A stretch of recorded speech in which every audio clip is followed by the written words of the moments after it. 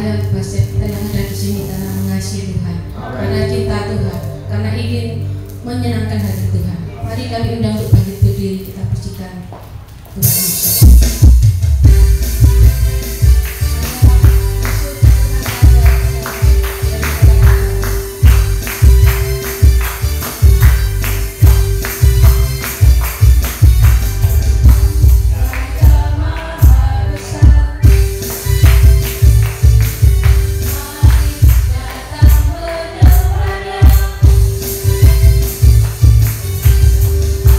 Raja Maha Besar.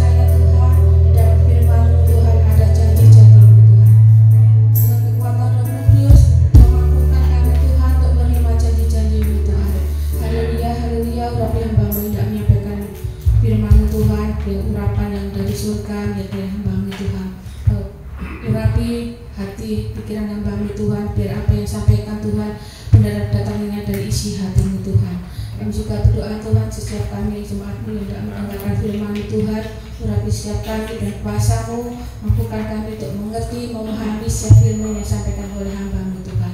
Terpujilah Engkau ya Tuhan, mari siap-siap untuk mendengarkan firman Tuhan, kita katakan amin. Silakan duduk.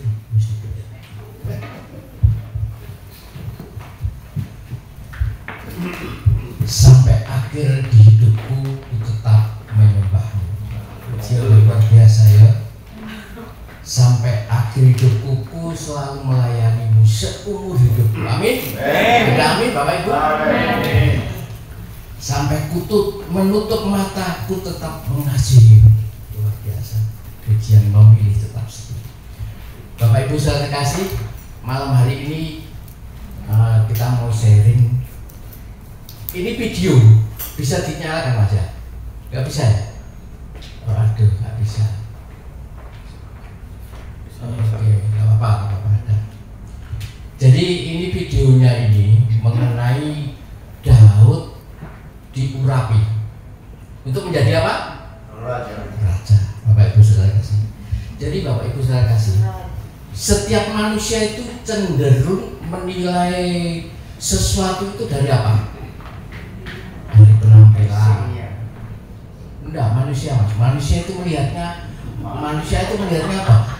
Melihatnya itu tampak dari luarnya itu apa? Penampilan. Ya udah, wis Mas Bambang gue batik mau buahkan ini tambah itu manusia. Saya menyampaikan melihat seperti itu. Kok tambah buahkan gitu. Dan apalagi yang dilihat? Penampilan tadi ya. Terus karakter. Saudara kita tak karakter. Penampilan dari luar kok. Jabatan. Nah, Pak Sanjaya besok mau naik gunung. Wah, penampilannya luar biasa. Maksud naik gunung itu tetap muda terus ya. Tuanya kapan Pak Sanjaya? Ya, penampilan, gayanya, pakaiannya, ya manusia itu melihatnya seperti itu. Ya, Pak Eko saya kita bangguan. Ini manusia melihat Pak Eko bangguan. Ya. Tetapi di sini Bapak Ibu sebenarnya ini David of House ini filmnya bagus. Ini tak cuplik sekitar 4 menit, bagus ini. Tapi nggak bisa diputar di sini. Mungkin servernya lain dengan yang punya saya. Jadi nggak apa-apa. Intinya seperti itu di Samuel 16 ayat 13. Nah, pada malam hari ini kita akan sharing firman, belajar firman bahwa manusia itu melihat penampilan, tetapi Tuhan melihat hati. Nah, saya teringat beberapa kali ini banyak yang saya dengar firman itu mengenai hati-hati, mengenai hati. Pak Gembala waktu menyampaikan di Lamongan saya kan nggak ikut di tempatnya siapa itu pendeta Dahlia ya Lamora hotel Lamora hotel perumuku Lamora itu sama hati ya hati. Terus kemarin ada ibadah di sini di mana ya itu mengenai hati. Terus beberapa kali saya mengikuti Pak Yusak hati. Wah, ini luar biasa. Jadi Bapak Ibu saudara kasih, manusia itu cenderung melihat itu penampilan, tetapi Tuhan melihat hati. Mungkin di antara kita di sini ada yang bisa melihat hatinya orang lain. Pak Eko bisa melihat hatinya Pak Bambang. Menerawang. Saya yakin nggak bisa ya. Kita sendiri kadang-kadang nggak bisa melihat hati kita sendiri. Iya, kadang-kadang mengabaikan gitu. Tapi malam hari ini kita akan sharing di situ, ya Bapak Ibu. Saya masak coba ini ya.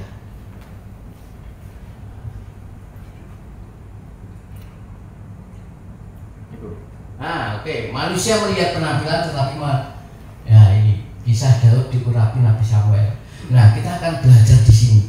Tetapi biar tidak salah paham, ya Bapak Ibu saudara kasih. Mengapa Nabi Samuel itu mengurapi Daud? Mengapa? Kenapa Nabi Samuel ini diutus Tuhan untuk mengurapi Daud anak Yesai. Kira-kira apa? Petunjuk Tuhan. Kenapa Bapak? Petunjuk Tuhan. Petunjuk Tuhan masuk. Karena apa? Karena ini ya, Daud ini waktu diurapi ini adalah masih dalam pemerintahan siapa? Saul. Sedangkan nanti kisahnya itu Saul itu sudah tidak dikehendaki untuk menjadi raja. Ini masih dulu ya, apa tuh intro dulu ya, belum masuk ke dalam hati ya, belum masuk dalam firman Tuhan.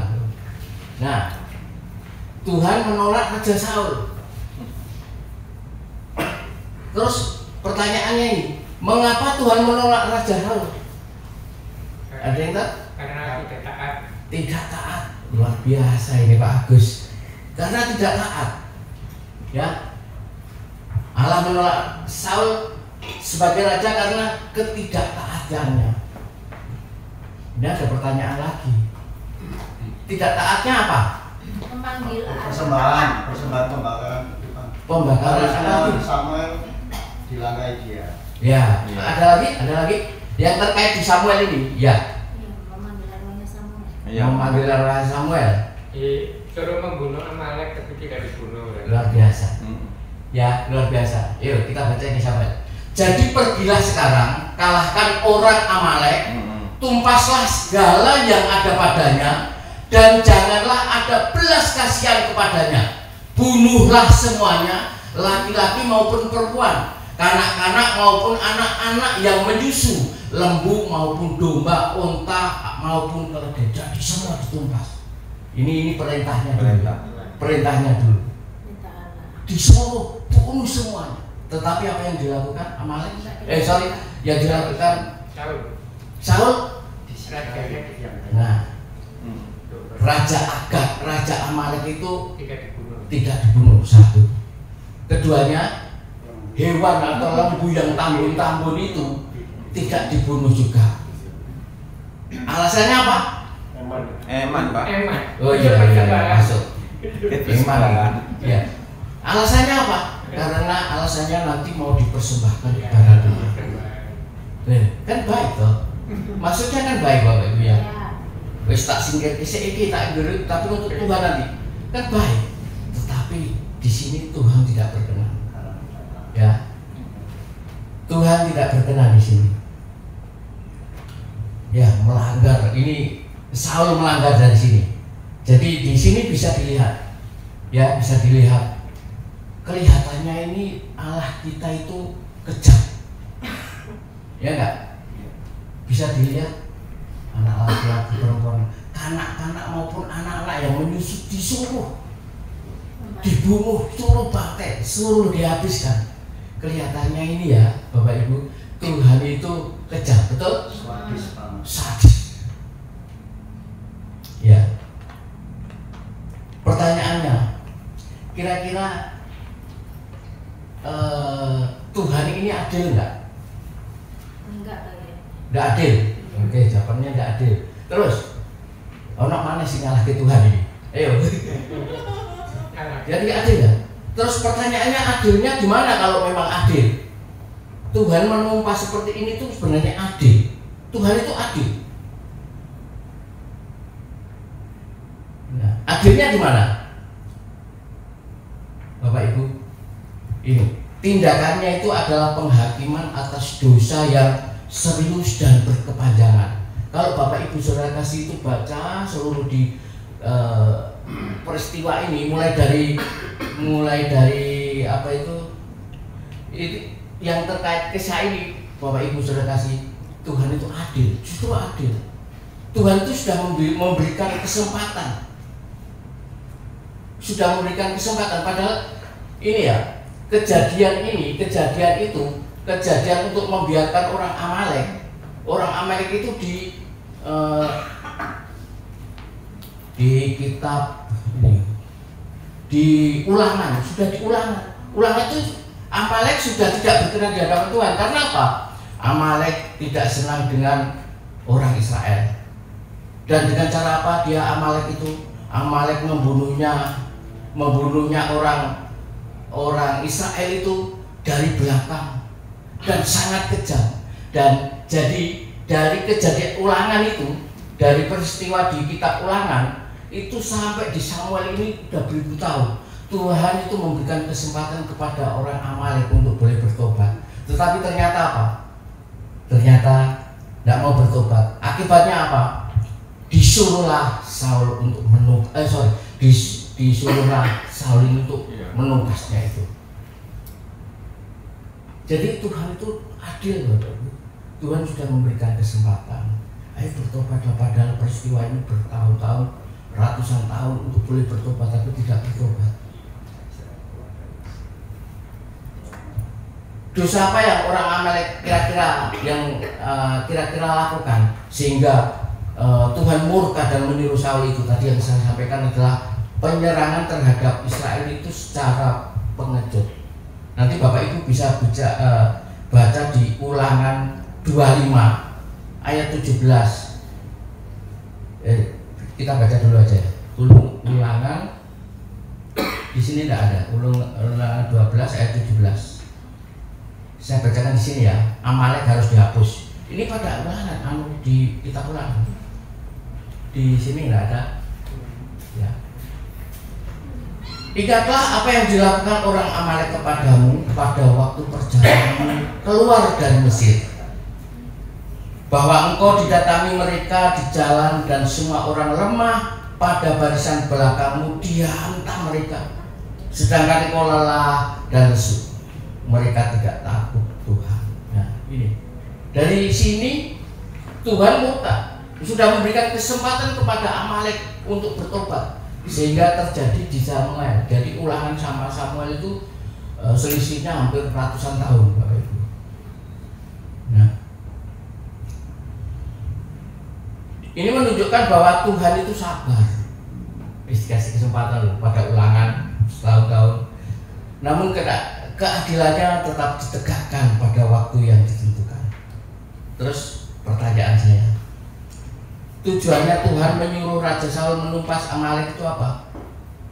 Tujuannya mungkin ada yang tahu? Kan kita sudah tahu latar belakangnya ya. Amalek itu karena pengecut, dan di dalam ulangan tadi pengecut.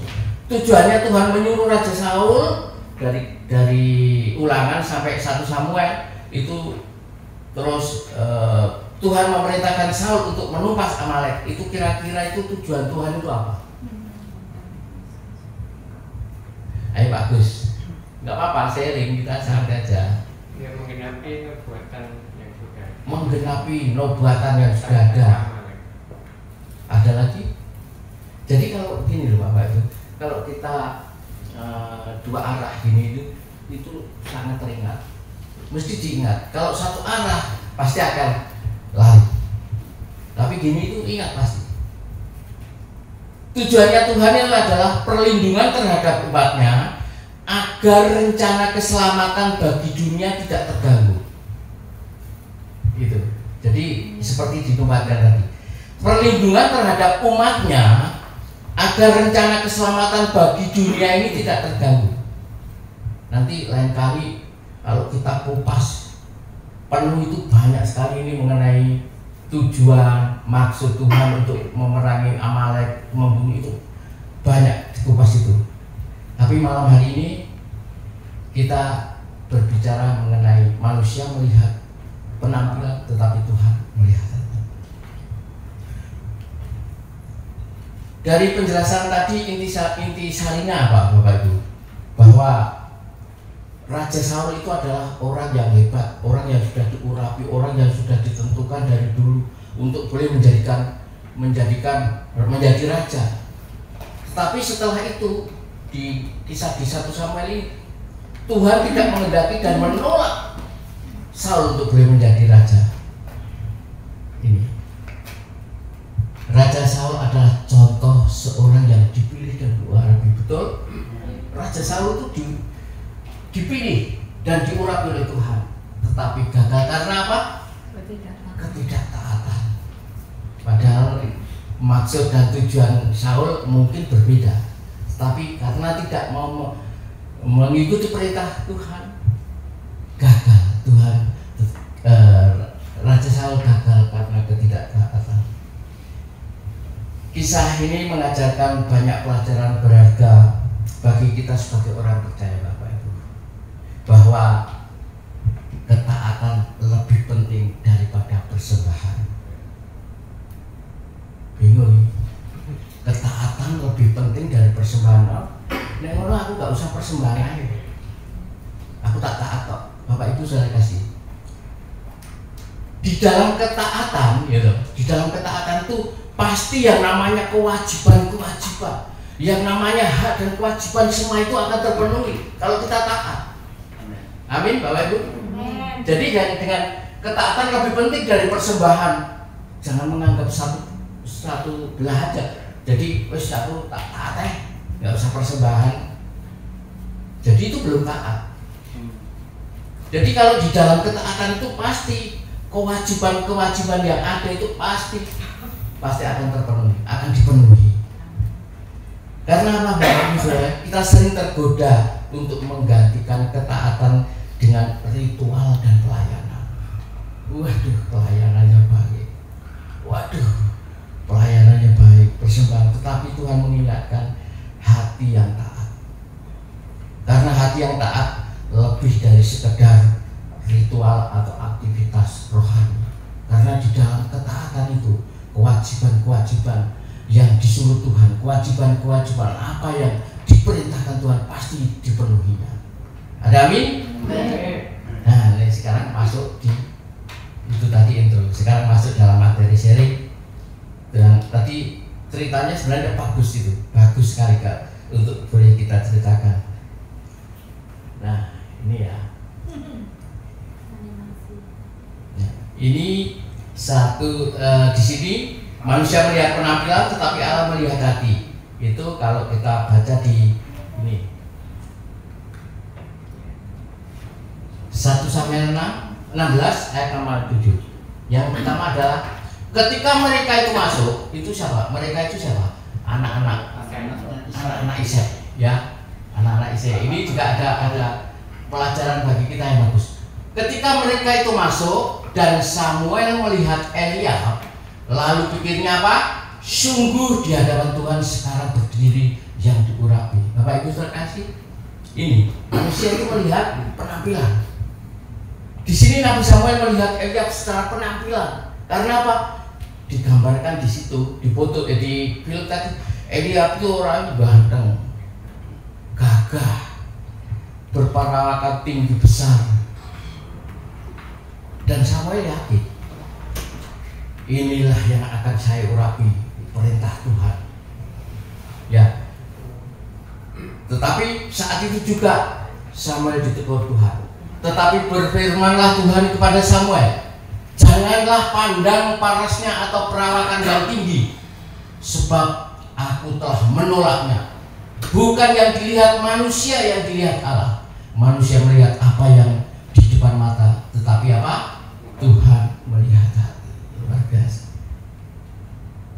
Nah, dari situ kita akan belajar bahwa manusia, kita, dunia itu sering melihat penampilan itu secara penampilan aja, secara fisik. Tetapi Bapak Ibu Saudara kasih, Tuhan melihat hati.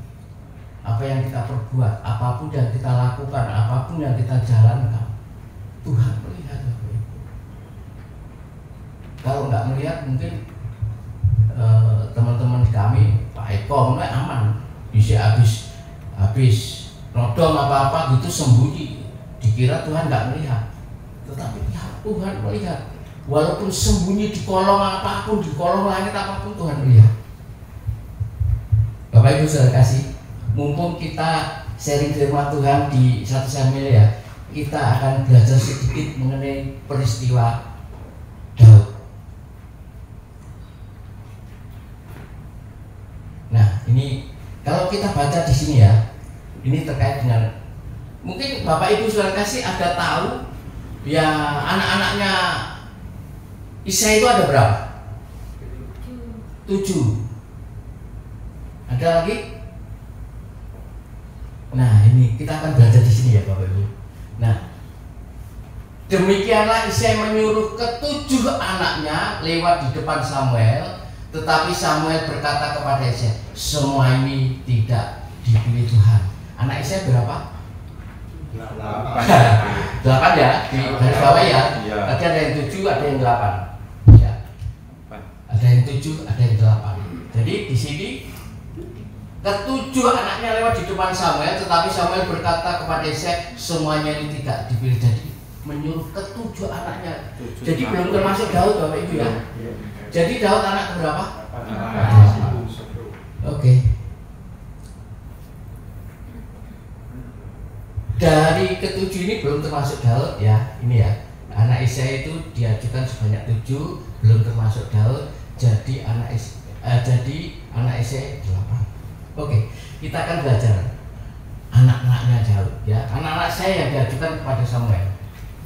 Mungkin ada pelajaran yang bisa mengingat ini. Yang satu adalah Eliab. Ini ya, anak sulung yang dikira Samuel sebagai pilihan Tuhan karena penampilannya yang gagah. Itu di 1 Samuel 16 ayat 6.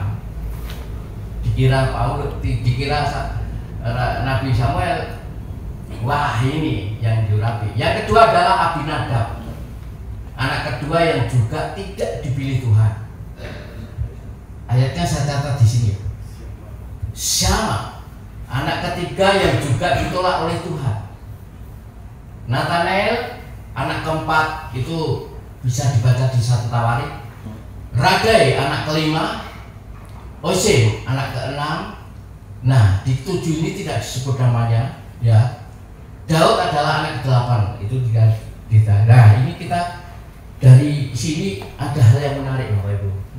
Dari sini ada yang menarik untuk dipelajari mengenai silsilah Daud. Mungkin nggak penting lah, nggak penting.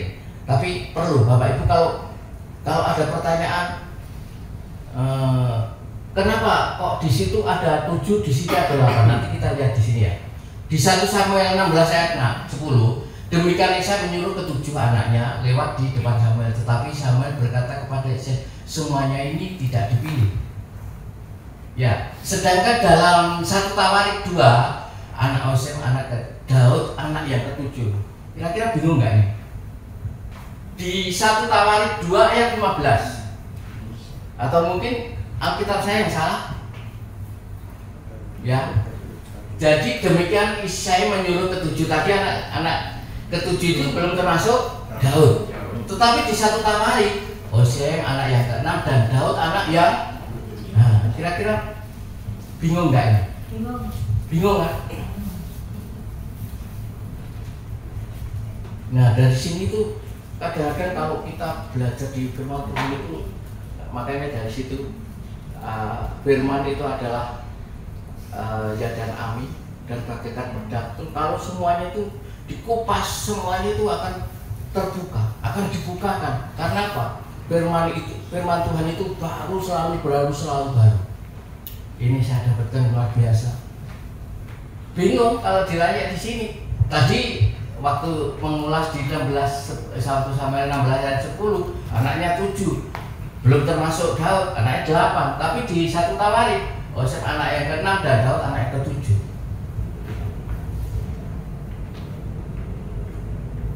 Bapak Ibu saudara kasih, di sini kelihatannya apa? Kelihatannya tidak sesuai dengan ayatnya.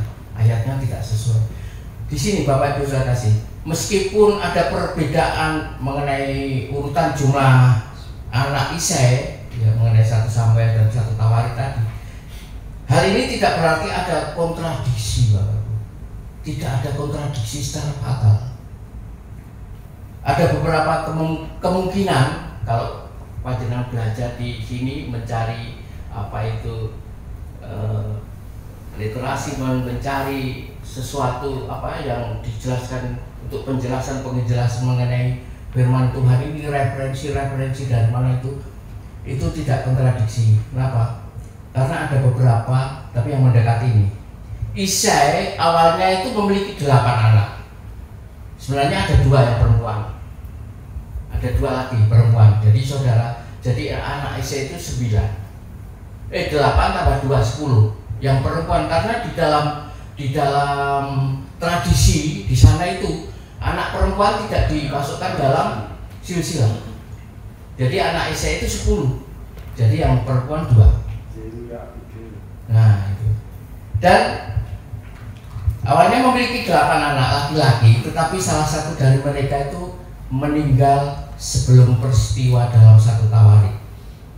Ya, jadi karena apa? Karena jarak waktu antara penulisan kitab Samuel, kitab 1 atau 2 Samuel dengan kitab 1-2 Tawarik itu cukup signifikan. Karena keduanya itu ditulis dalam konteks sejarah yang berbeda. Ya, jadi kalau kitab Samuel itu ditulis mendekati peristiwa Daud diurapi. Ya. Jadi kitab Samuel yang tadi 10 saya itu ditulis mendekati peristiwa Daud diurapi untuk menjadi raja. Sedangkan di kitab Tawarik itu terjadi setelah pembuangan di Babel. Jadi jauh sekali peristiwa. Jadi di dalam perjalanan itu dari 1 Samuel ke Tawarik itu jauh, ada yang 1 meninggal. Jadi di dalam pencatatan di 1 Tawarik itu tinggal 7. Jadi peristiwanya seperti itu. Jadi kalau ada pendapat bahwa Daud anak ke-7 atau ke-8 dari Isai, menurut saya itu benar. Karena peristiwanya itu di sini. Jadi kalau di 1 Samuel 8 benar. Disedangkan di 1 Tawarik 7, Daud di anak 7. Karena apa? Di salah satu anaknya itu meninggal dunia dan tidak tercatat di dalam kejadian di Tawarik. Tetapi malam ini fokusnya bukan jumlah anak Bapak Ibu, ya, bukan anak, tetapi pada bagaimana Tuhan memilih Daud yang dianggap paling kecil, yang tidak diperhitungkan oleh manusia, tapi dipilih Tuhan untuk boleh menjadi raja. Oke. Tuhan memilih Daud karena melihat hatinya, bukan penampilannya. 1 Samuel 16 ayat 11 sampai 12 saya bacakan di sini. Lalu Samuel berkata kepada Isai, inikah anakmu semuanya? Ya, jadi peristiwanya seperti tadi ya, dari ke-7 dari ternyata ditolak semua, ditolak semuanya, tidak dikehendaki Tuhan. Jawabannya, masih tinggal yang bungsu, tetapi sedang menggembalakan kambing domba. Kata Samuel kepada Isai, suruhlah memanggil dia, sebab kita tidak akan duduk makan sebelum ia datang kemari. Kalau tadi bisa melihat filmnya, bagus Bapak Ibu. Jadi saat itu Daud mengembalakan dari jauh, main kecapi sambil memuji Tuhan. Lalu dia terus dipanggil, ada seorang perempuan anak kecil manggil, dipanggil ke sana. Nah, ini peristiwanya ini. Jadi kemudian disuruhnya Allah menjemput dia. Ini ya. Ia kemerah-merahan, matanya indah dan parasnya elok. Lalu Tuhan berfirman, bangkitlah, urapilah dia, sebab inilah dia. Kalau nanti lihat di filmnya itu bagus sekali. Jadi setelah diurapi nanti terus dipegang itu perintah Tuhan, inilah orang itu. Musiknya dan suasana di situ luar biasa bagus. Nanti kalau ada kesempatan boleh lihat itu David of House. Apa itu? Judulnya apa? Judulnya apa ya? David of House. Kalau nggak salah. Apa di juga di Goliat juga. Tapi bagus itu. Nanti kita cari. Karena Bapak Ibu saya kasih, dengan melihat hati, ya, Allah memilih orang yang tidak dipertimbangkan oleh manusia. Di sini, contohnya Daud tidak dipertimbangkan, ya. Daud tidak dianggap, orang tuanya tidak diajukan dalam kompetensi untuk diurapi. Daud sudah nggak dipikirkan. Daud malah disuruh untuk mengembalikan. Tapi Allah memilih orang yang tidak dipertimbangkan manusia. Meskipun Daud diabaikan oleh keluarga, Tuhan memilih untuk boleh menjadikan raja. Firman Tuhan ini mengajarkan kita bahwa Tuhan bisa memakai siapa saja yang memiliki hati yang taat dan setia kepadanya. Tuhan bisa memakai siapapun saja. Ya, Allah sering memakai orang yang dianggap kecil untuk pekerjaan besarnya. Jangan pernah, ya, ini catatan bagi kita semua. Jangan pernah meremehkan diri sendiri. Ini kadang-kadang terjadi dalam kehidupan kita. Disuruh pelayanan, wah aku gak bisa. Disuruh WL, wah gak bisa, suaraku jelek-jelek. Boleh. Kalau memang sudah Tuhan menetapkan untuk boleh menjadi pelayan, baik di pelayan mimbar, baik singer maupun WL. Tapi untuk yang WL nek iso ya ojo sing suarane pales ya. Kalau kita merasa suarane pales ya ojo dadi WL. Dadi singer ae gak apa-apa. Ya. Jadi jangan meremehkan diri sendiri untuk boleh menjadi pelayan. Ayo, sampean jadi Pak Gembala minta jadi ini. Oke. Jangan meremehkan atau orang lain berdasarkan standar dunia. Jadi standar dunia jangan meremehkan orang lain. Waduh, wong iku pakaian compang-camping dan lain-lainnya sendiri tindakannya seperti itu. Jangan meremehkan berdasarkan standar dunia. Mungkin kita merasa tidak cukup baik, mungkin kita merasa tidak cukup layak atau diremehkan orang, tetapi jika Allah telah memilih dan memegang kita, Dia juga akan membekali. Kalau sudah dipilih Tuhan, pasti Tuhan akan membekali. Ya. Saya dulu ini apa namanya ilustrasi tapi kenyataan. Apa ya benar? Ilustrasi atau kenyataan? Dulu itu saya mau beli mobil, ya, masih dilatih mau beli mobil tapi omahku nggak parkir gak iso. Wis tangko Tuhan sediakan. Berarti teman-teman ini Tuhan pasti kalau sudah dipercaya untuk boleh menjadi punya mobil, pasti Tuhan sediakan garasi. Ternyata juga bisa dibongkar titik-titik disediakan. Ya, waktu sudah punya mobil satu, wah ini anakku juga pengen tak belikan mobil tapi gak punya garasi. Tuhan sediakan garasi, suruh diberikan. Nah itu seringkali hal itu terjadi dalam diri kita, Bapak Ibu. Karena kadang-kadang ketakutan sendiri. Tetapi kalau Tuhan sudah memilih, Tuhan pasti akan memberikan yang terbaik. Tuhan akan memberikan, pasti akan membekali kita. Tuhan akan menggenapi rencananya. Bahwa kalau semuanya itu dijalani untuk kemuliaan Tuhan. Oleh sebab itu, sebagai orang percaya kita harus apa? Memperhatikan hati di hadapan Tuhan daripada sekedar pencapaian lahiriah. Memperhatikan hati di hadapan Tuhan daripada sekedar pencapaian lahiriah. Bapak Ibu saudara kasih, sekarang kesimpulan. Percaya kepada Allah selalu memiliki rencana yang lebih baik. Jadi percayalah bahwa Allah selalu memiliki rencana yang lebih baik. Mari kita bangun hati yang berkenan kepada Tuhan. Jangan meremehkan diri sendiri atau orang lain, karena Allah bisa memakai siapapun untuk kemuliaannya. Mari kita sama-sama baca di Amsal 3 ayat 5. 1, 2, 3. Percayalah kepada Tuhan dengan segenap hatimu dan jangan bersandar kepada dirimu sendiri. Terima kasih, kita berdoa. Terima kasih Tuhan Yesus. Engkau sungguh baik dalam hidup kami Tuhan. Engkau sudah memberikan sesuatu yang luar biasa dalam kehidupan kami Tuhan. Terima kasih Tuhan. Kami sudah boleh mendengarkan kebenaran firman-Mu mengenai hati. Mengenai manusia itu hanya melihat penampilan, tetapi Tuhanlah yang bisa melihat hati. Oleh sebab itu Tuhan, jagai terus hati kami, terus jagai kudus kami terus Tuhan, agar senantiasa kami boleh layak di hadapan-Mu untuk memuji memuliakan nama-Mu Tuhan, karena Engkau Allah yang luar biasa dalam hidup kami.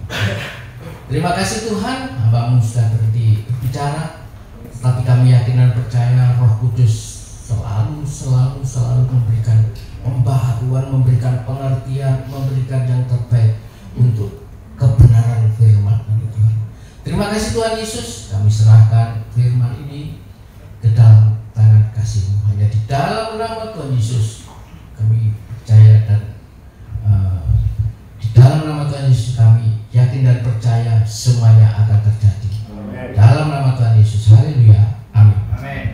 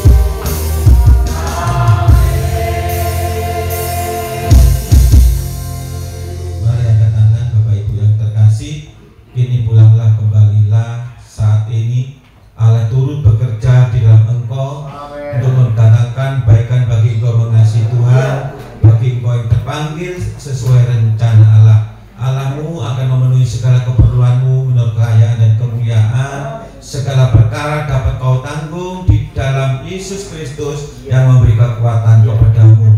Bahkan apa tidak pernah kau lihat, dengar dan timbul di dalam hatimu, semuanya akan sediakan oleh Bapa. lagi angkat tangan saat ini di dalam nama Bapa, Putra, Roh Kudus, di dalam nama Tuhan Yesus Kristus yang sudah menerima berkat, katakan amin.